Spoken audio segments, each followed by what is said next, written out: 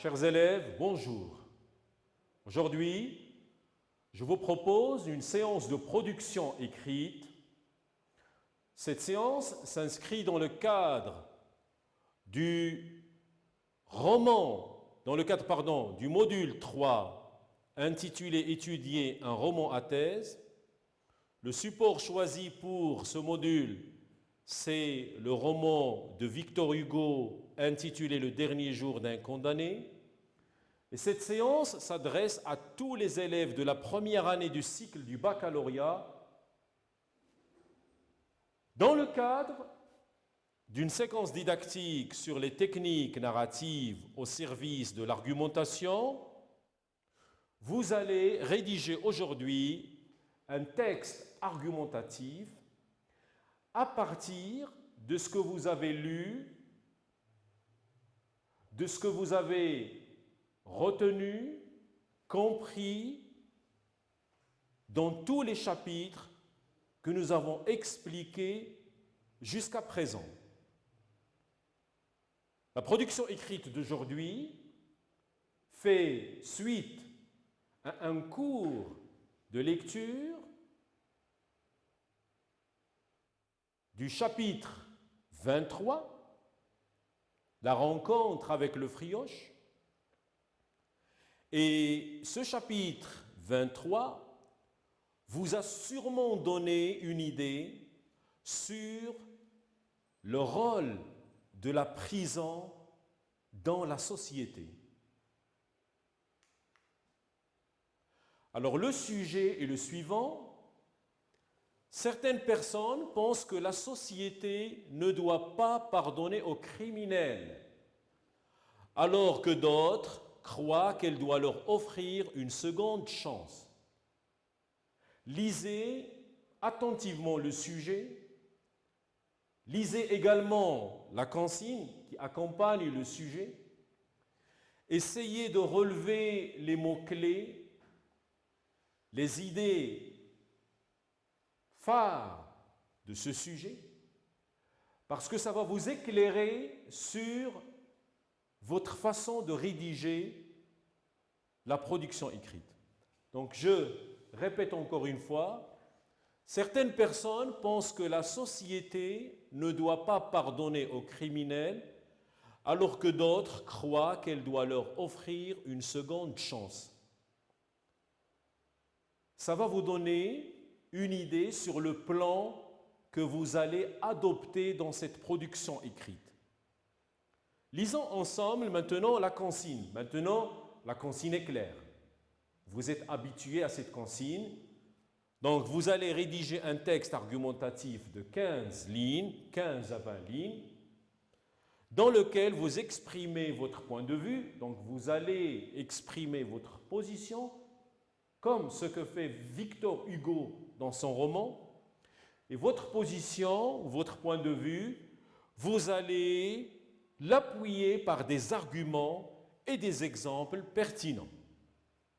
Passons maintenant à l'explication du sujet et de la consigne. Donc, le sujet vous donne une idée sur la façon d'élaborer un plan. Et le plan que vous allez élaborer pour cette rédaction, c'est ce qu'on appelle un plan dialectique, c'est-à-dire un plan dans lequel deux opinions s'opposent, deux opinions contradictoires s'opposent, et vous allez proposer des idées, une réflexion pour dépasser cette opposition. Vous allez proposer des solutions pour dépasser l'opposition entre ces deux avis. Donc, nous avons un sujet qui nous présente deux avis différents qui sont soulignés par les éléments suivants. Donc, nous avons certaines personnes. Voilà donc la première partie.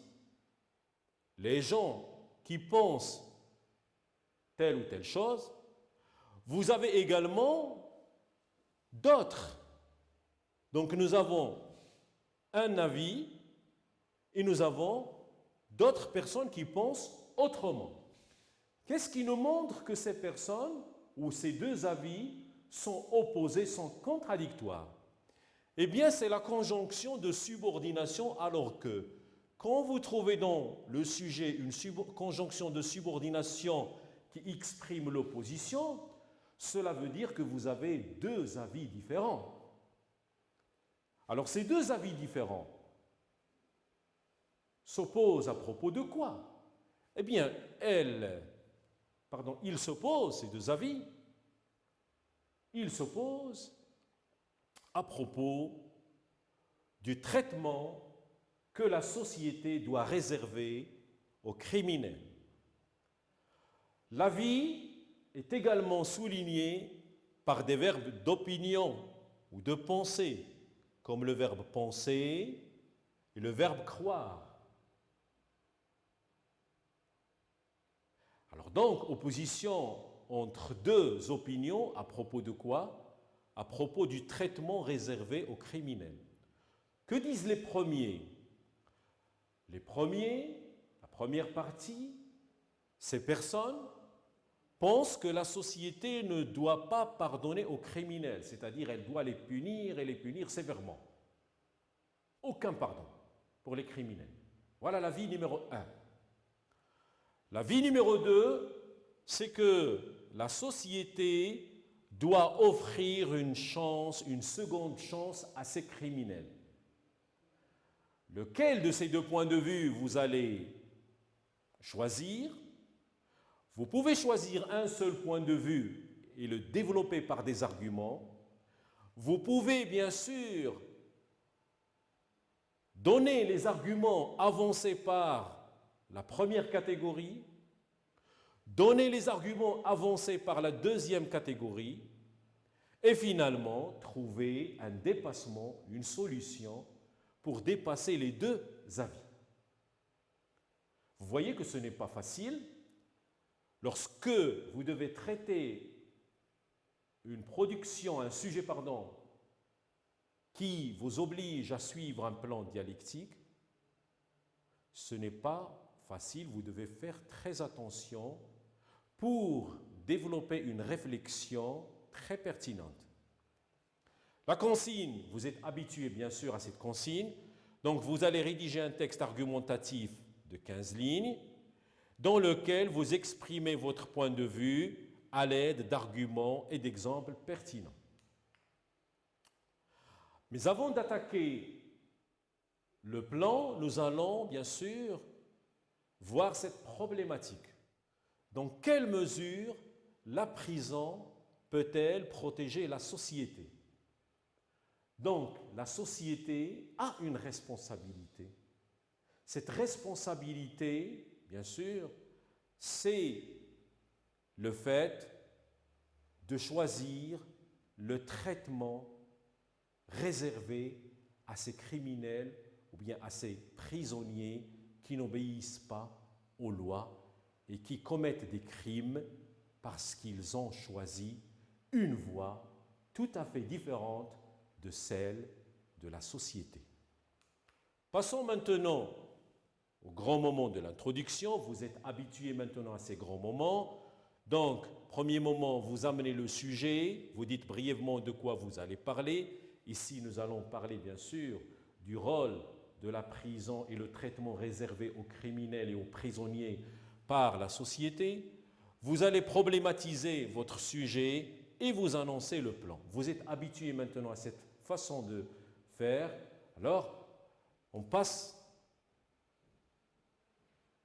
à la première partie. Donc, la première partie, c'est la thèse, c'est-à-dire les gens qui défendent l'idée selon laquelle la société doit punir les criminels. Alors, quels sont leurs arguments?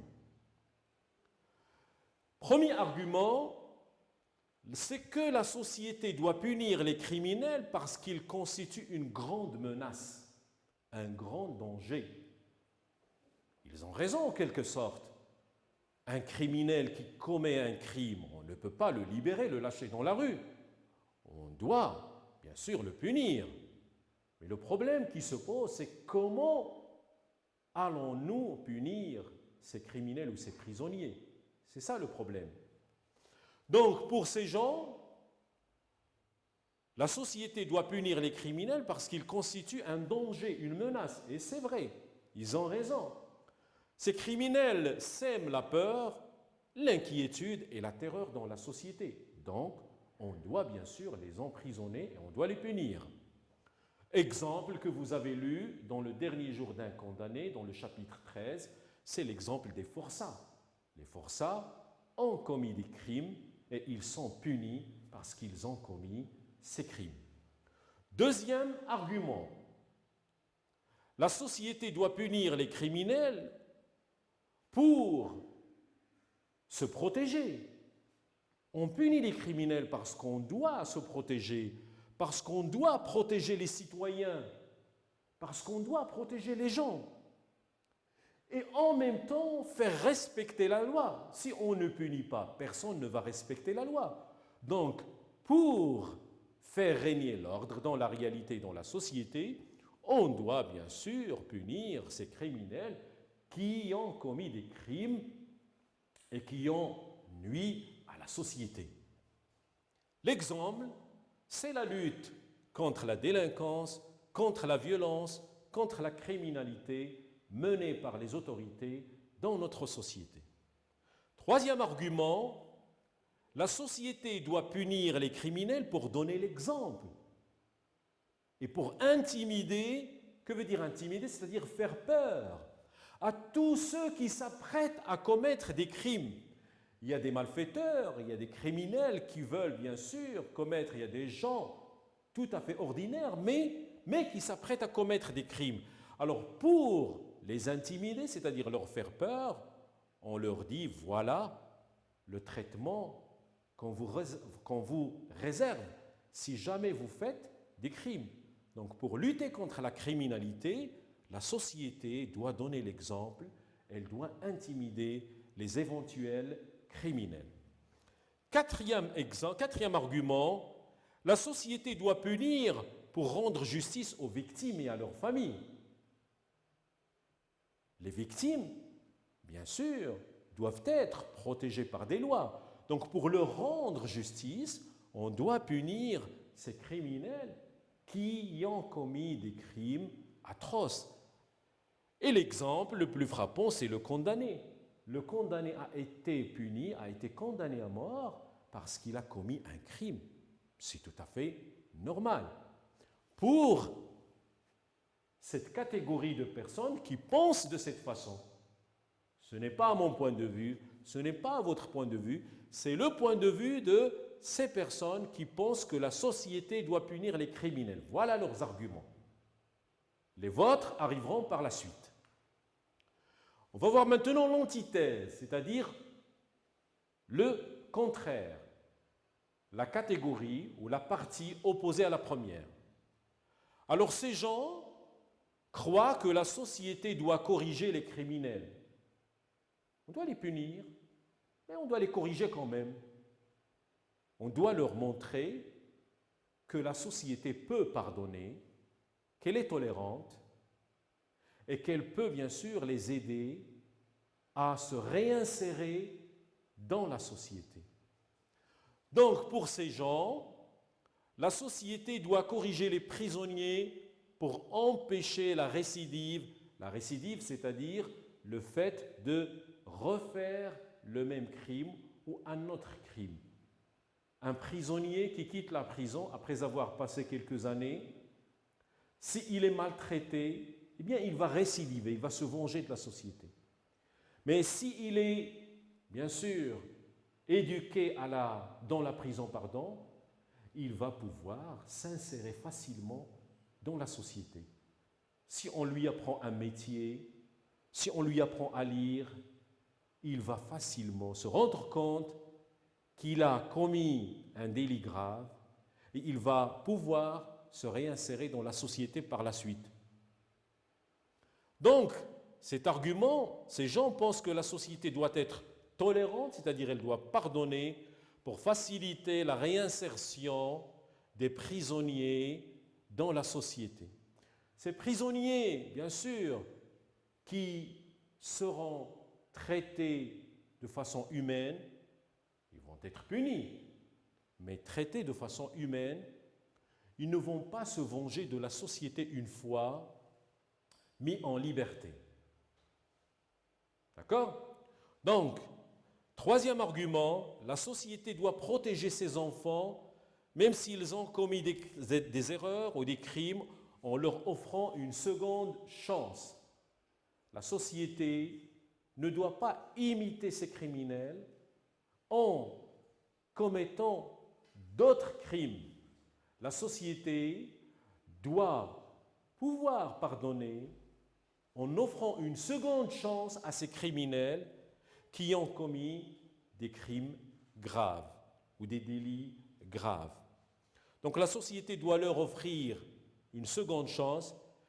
Et comme vous l'avez bien remarqué, dans cette partie, je n'ai pas mis des exemples. Eh bien, c'est à vous de trouver les exemples.